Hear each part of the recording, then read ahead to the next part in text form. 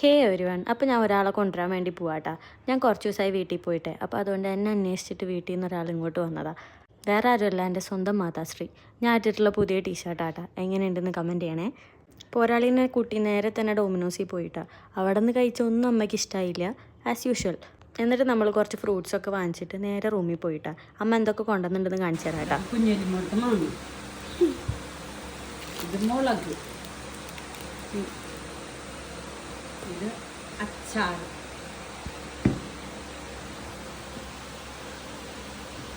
ഇതാണ് ഫ്രിഡ്ജിൽ വെച്ചിട്ടുണ്ടായിരുന്നു. ഇത് ചെമ്മീൻ റോസ്റ്റ്, ഇത് ചോറും ചെമ്മീൻ കറിയും.